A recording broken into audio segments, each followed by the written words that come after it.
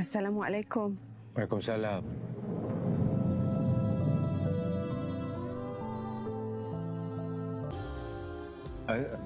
Asal dia balik? Bukan kerja? Bos bagi cuti. Ganti semalam. Rindunya anak ibu.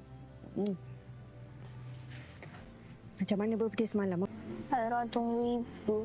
Ibu minta maaf. Semalam ibu kerja tak boleh balik.